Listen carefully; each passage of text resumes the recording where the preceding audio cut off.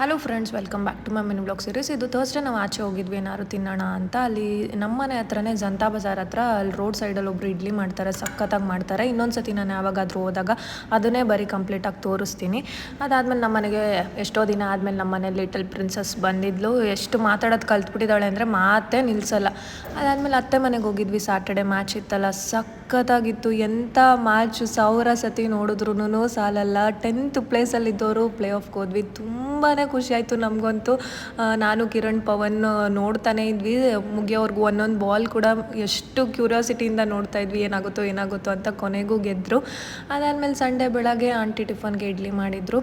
ಮುಗಿಸ್ಕೊಂಡೆಲ್ಲ ನಾವು ಸಂಡೇ ರಾತ್ರಿ 10 o'clock ಆಯಿತು ಮನೆಗೆ ಬರೋ ಅಷ್ಟರಲ್ಲಿ. ಬರಬೇಕಾದ್ರೆ ಪವನ್ ಏನಾದರೂ ಜ್ಯೂಸ್ ಏನಾದರೂ ಕುಡಿಯೋಣ ಅಂದ, ಸೊ ಕುಡ್ಕೊಂಡು ಬಂದ್ವಿ. ಹಂಗೆ ಇಷ್ಟ ಆಗಿತ್ತು 1 ವೀಕ್ ಫುಲ್ಲು ನನ್ನ mini blog. Thank you for watching. ಇನ್ನೂ ಯಾರು ನನ್ನ ಚಾನಲ್ಗೆ ಸಬ್ಸ್ಕ್ರೈಬ್ ಮಾಡ್ಕೊಂಡಿಲ್ಲ, ದಯವಿಟ್ಟು ಸಬ್ಸ್ಕ್ರೈಬ್ ಮಾಡ್ಕೊಂಡು ನೋಡಿ.